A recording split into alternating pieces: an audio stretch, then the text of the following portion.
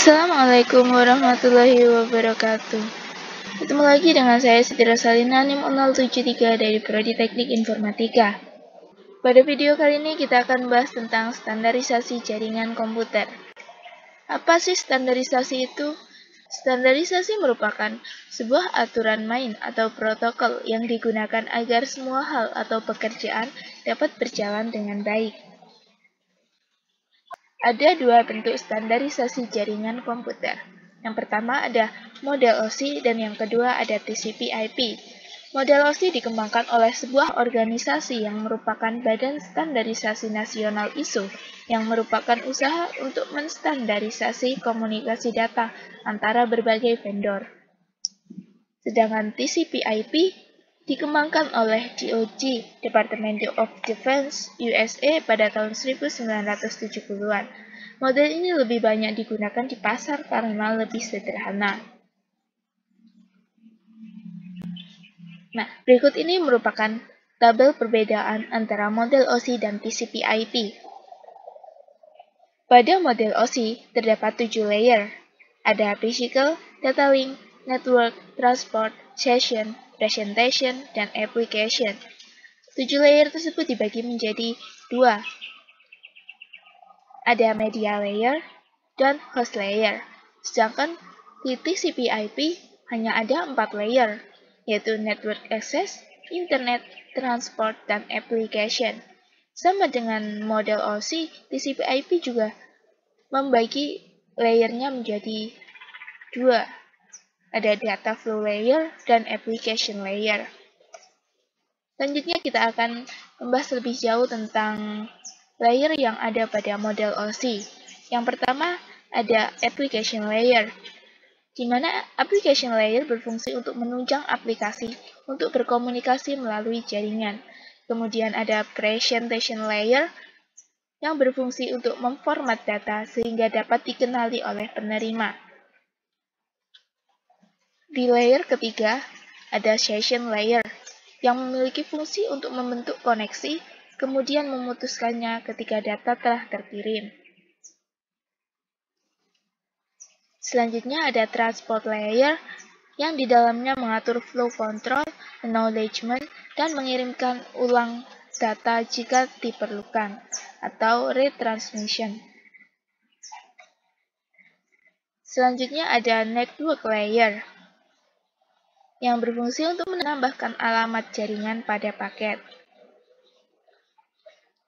Setelah network layer, ada data link layer, di mana pada layer ini paket akan ditambahkan MAC address.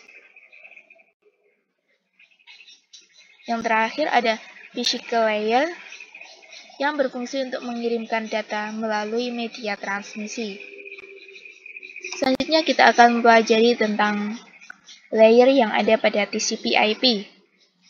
Yang pertama ada application layer yang berfungsi untuk memberikan servis kepada pengguna jaringan.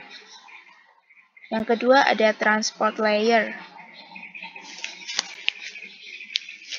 yang berfungsi untuk mengadakan komunikasi antara dua komputer dan mengirim paket. Sebagai contoh ada TCP dan UDP. Selanjutnya ada internet layer.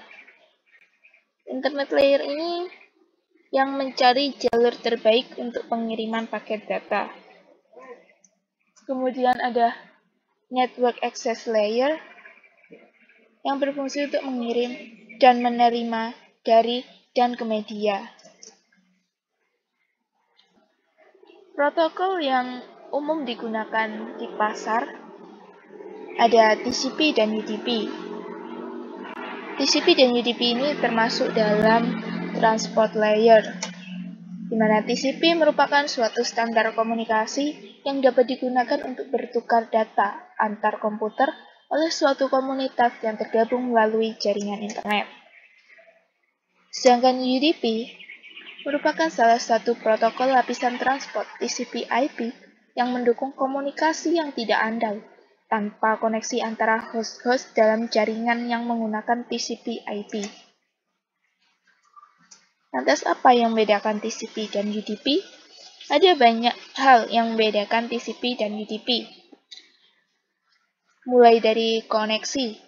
TCP berorientasi koneksi, sedangkan UDP tidak membutuhkan koneksi. TCP bersifat reliable, sedangkan UDP hanya bersifat base effort. TCP mengutamakan urutan, sedangkan UDP tidak mementingkan urutan.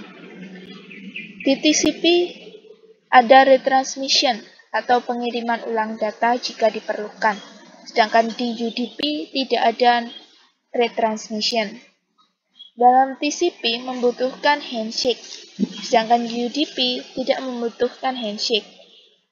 Di TCP, pengirim akan mengetahui apakah penerima sudah menerima data atau belum dengan adanya acknowledgement, sedangkan di UDP tidak ada acknowledgement. Contoh yang menggunakan TCP ada email, file sharing, dan download. Dan yang menggunakan UDP ada voice streaming dan video streaming. Oke, sekian video kali ini. Wassalamualaikum warahmatullahi wabarakatuh. See ya.